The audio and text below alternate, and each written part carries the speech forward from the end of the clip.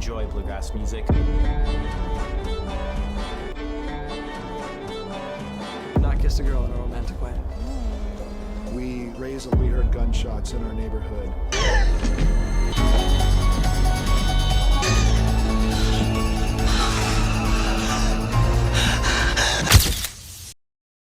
On June 15, 2017, Jacob Stockdale fatally shot his mother, Catherine Stockdale, 54, and his younger brother, James Stockdale, 21, in their family home. He then turned the gun on himself in an apparent suicide attempt, but survived the self-inflicted gunshot wound, what led Jacob Stockdale down the path to a murder-suicide. Part 1. The Day of the Tragedy. On June 15, 2017, the Stockdale family home in Beach City, Ohio, became the scene of a shocking and tragic event that left 2 family members dead and 1 critically injured. The Stockdale family, known for their bluegrass, band, and strict conservative lifestyle, was deeply rooted in their community. The violent events of that day shocked neighbors, friends, and fans alike. The 911 call. At approximately 4:36 p.m., the Stark County Sheriff's Office received a 911 call from the Stockdale residence. The call, later confirmed to have been placed by 25-year-old Jacob Stockdale, was abruptly disconnected before details could be provided. The nature of the call raised immediate concern for authorities.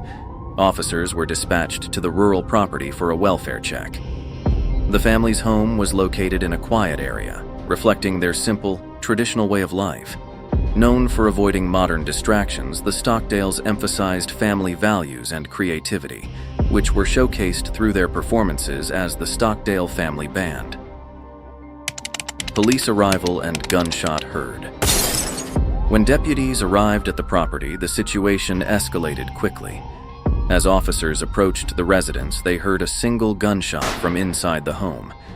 This alarming sound prompted them to enter immediately to secure the scene and provide assistance. Upon entering the home, officers discovered a scene of unimaginable violence. Inside, they found 54-year-old Catherine Stockdale, the family matriarch, and 21-year-old James Stockdale, one of her sons, both dead from gunshot wounds. Catherine was located in the kitchen area, while James was found in a living space elsewhere in the house. Responding paramedics pronounced both deceased at the scene. Nearby, Jacob Stockdale was found alive but critically injured.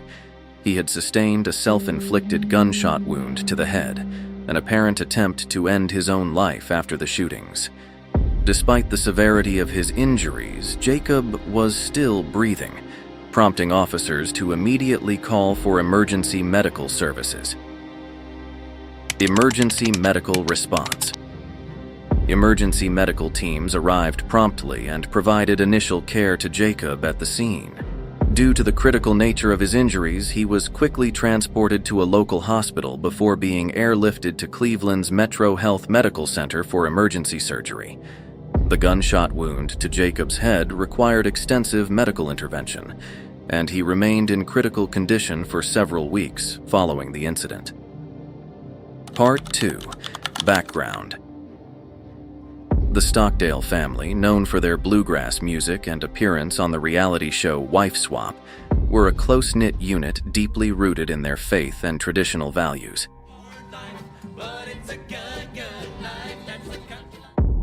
Catherine Stockdale. Catherine Barbara Stockdale was born in 1962 and grew up with a strong foundation of faith and family values. She married Timothy Stockdale, and together they built a life centered around their shared beliefs. They had 4 sons: Calvin, Charles, Jacob, and James. The family lived on a rural property in Beach City, Ohio, located at 9018 Dolphin Street, a quiet and secluded area. Catherine was deeply committed to her role as a mother and homemaker. She homeschooled her 4 sons, ensuring that education, morality, and religious teachings were central to their education.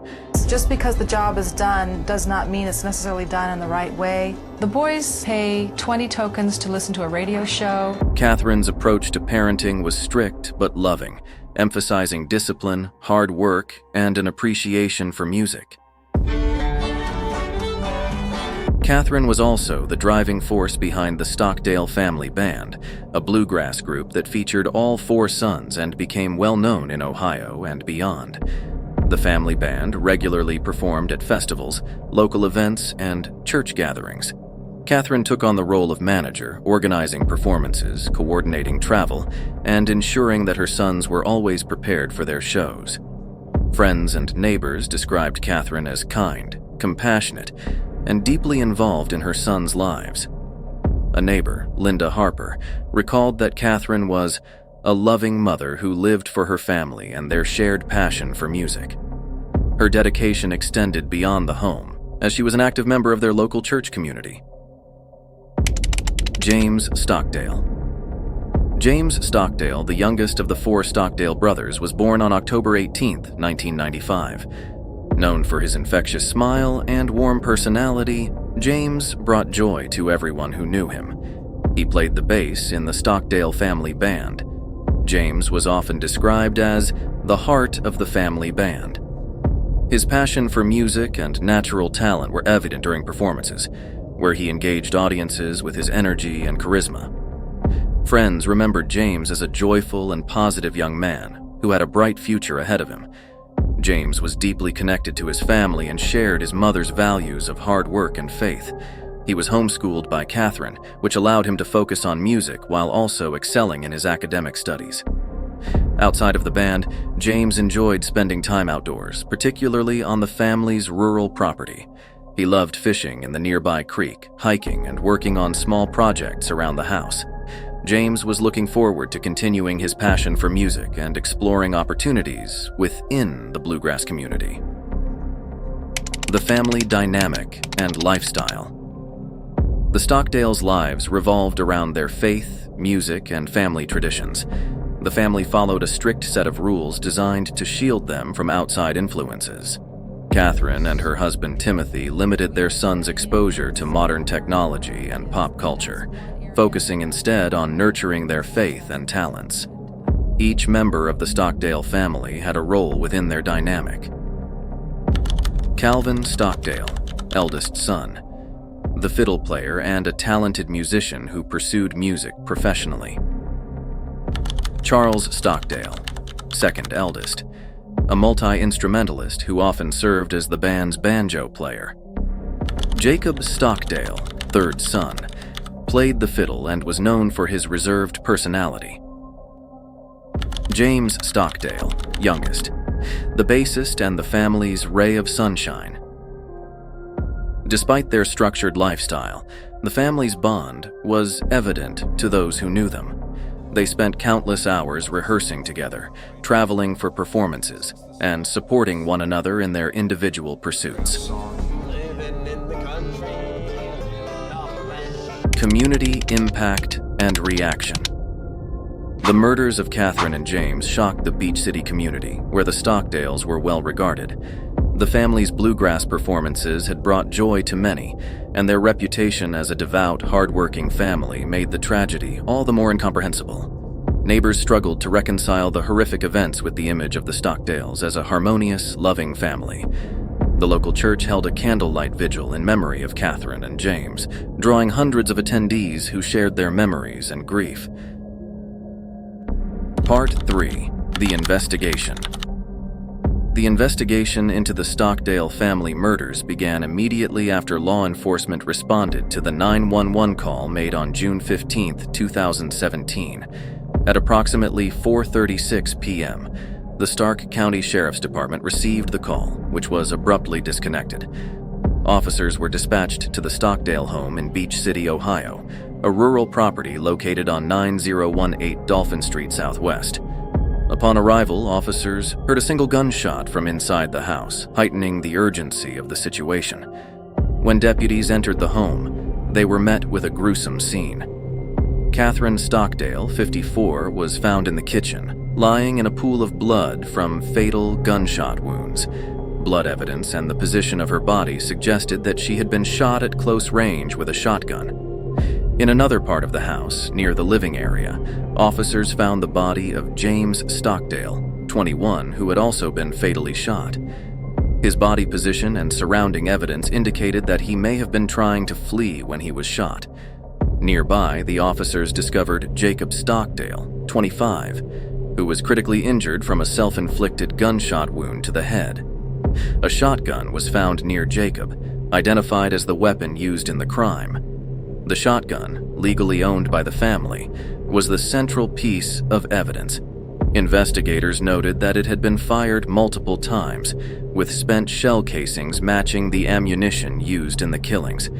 The absence of any signs of forced entry or struggle in the home led authorities to believe the murders were premeditated.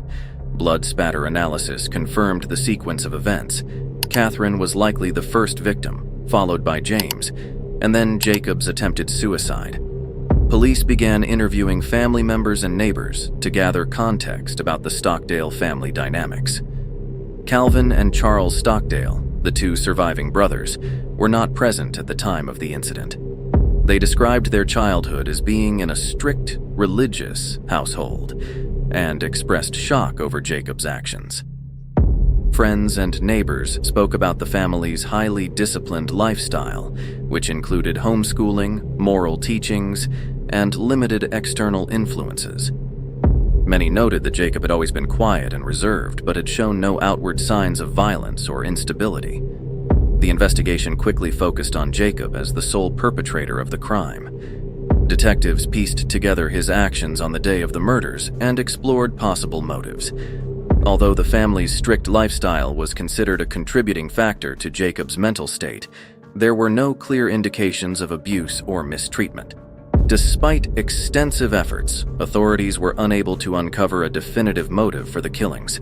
Jacob had no prior criminal record, and there were no documented instances of domestic disputes or issues within the family. Jacob survived his self-inflicted gunshot wound and was transported to Cleveland's Metro Health Medical Center, where he underwent emergency surgery. His recovery was slow and required extensive medical care. Once he stabilized, Jacob was placed under police custody and charged with 2 counts of aggravated murder. The severity of his injuries left him with lasting physical and psychological effects. Questions about Jacob's mental health soon became a central aspect of the investigation. His defense team later suggested that he had been struggling with severe depression and other psychological issues in the months leading up to the tragedy.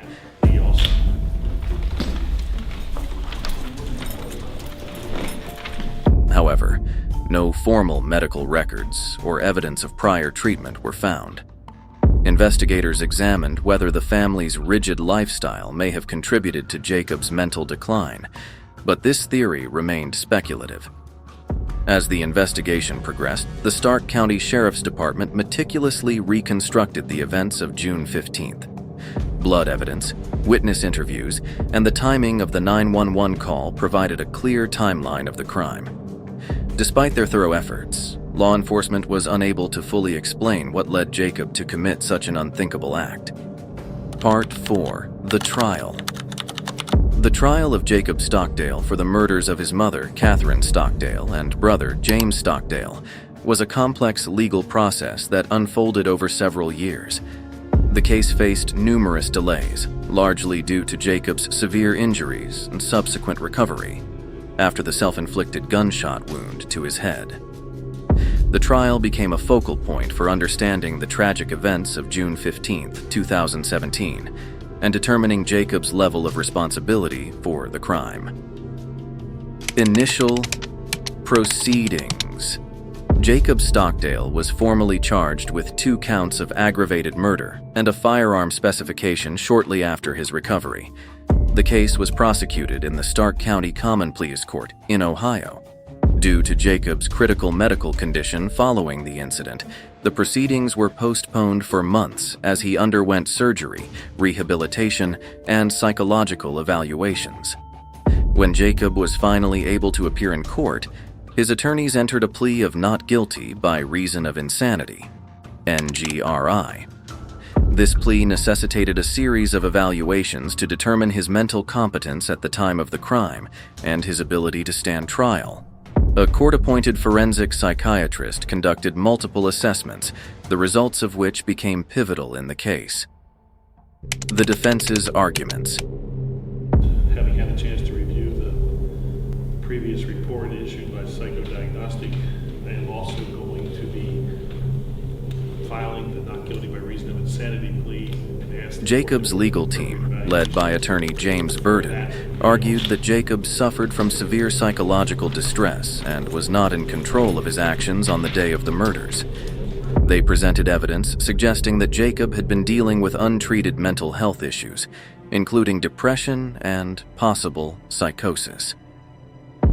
The defense stated that the pressures of the family's strict upbringing, combined with Jacob's internal struggles, may have contributed to his mental state leading up to the killings. Psychiatric evaluations revealed that Jacob had experienced symptoms consistent with a psychotic episode. The defense cited this as evidence that Jacob was not fully aware of the nature or consequences of his actions. Witnesses for the defense included medical experts who testified about Jacob's mental health history and the impact of his injuries on his psychological condition. The prosecution's case.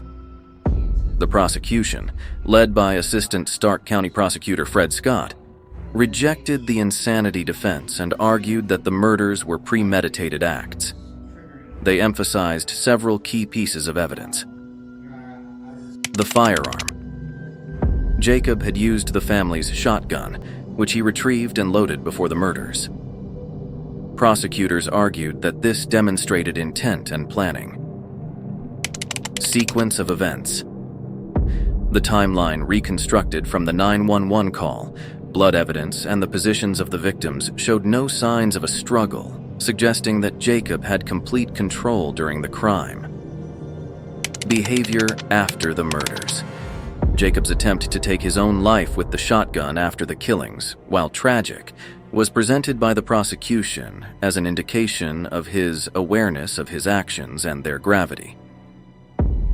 The prosecution also called witnesses, including law enforcement officers who responded to the scene, forensic experts who examined the crime scene, and members of the Stockdale family. These testimonies highlighted the devastating impact of the murders on the surviving family members, particularly Calvin and Charles Stockdale, who expressed their grief and disbelief over the tragedy. Trial delays and legal hearings. The trial faced multiple delays due to Jacob's ongoing medical recovery and the necessity of psychiatric evaluations. Additionally, the court held several hearings to determine whether Jacob was mentally competent to stand trial. After months of deliberation, Judge Frank Forcione, who presided over the case, ruled that Jacob was fit to proceed with his defense. Sentencing and final ruling. For evaluation, December 31st, 2020, Dr. R. D'Angelo Wood found him to be sane to go forward. In 2021, after years of legal proceedings, Jacob Stockdale was found guilty of 2 counts of aggravated murder.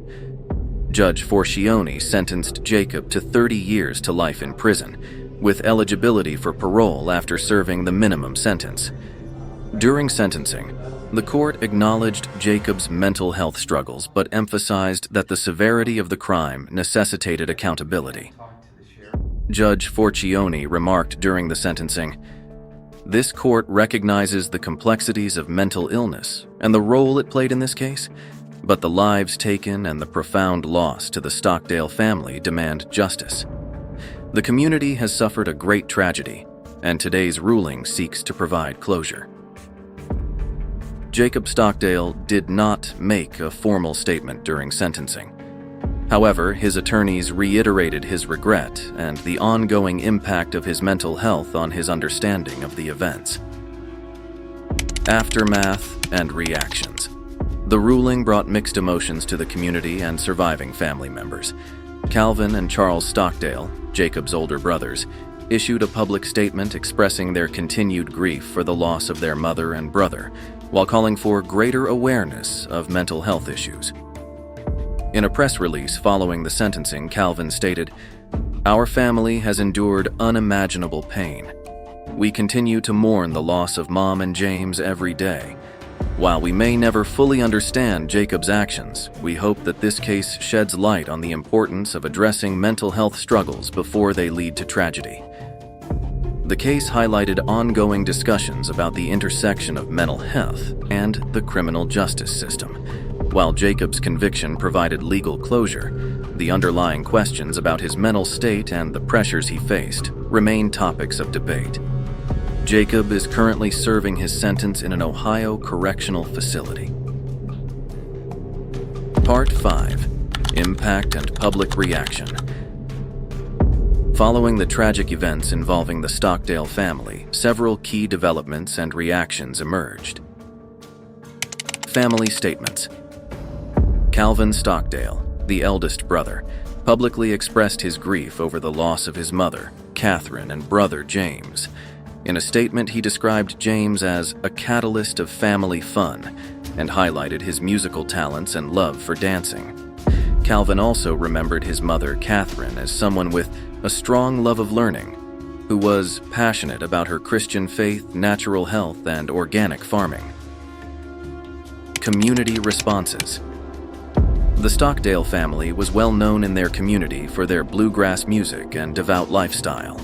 The news of the murders shocked neighbors and friends, who struggled to reconcile the violence with the family's public image. Many expressed disbelief and sorrow over the incident. Discussions about strict parenting. The case sparked conversations about the potential impact of strict parenting and isolation on mental health. Some speculated that Jacob's actions were a response to the pressures of living under rigid rules. Lori Tonkovich, who participated in the wife swap episode with the Stockdales, suggested that the family's strict upbringing may have contributed to the tragedy. However, no definitive conclusions were reached, as Jacob himself has not publicly discussed his motives. Media attention. The family's previous appearance on Wife Swap added a layer of public intrigue to the case. The show had portrayed the Stockdales as a family deeply committed to their faith and traditional values.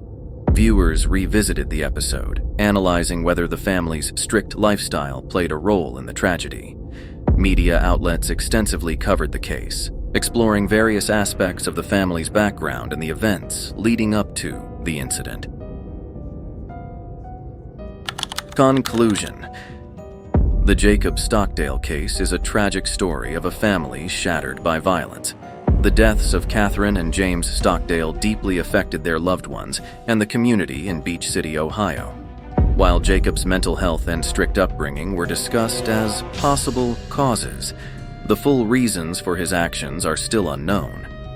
This case shows how important it is to recognize and address mental health problems early.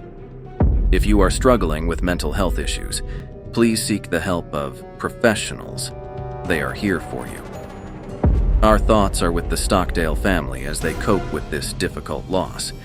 May Catherine and James rest in peace.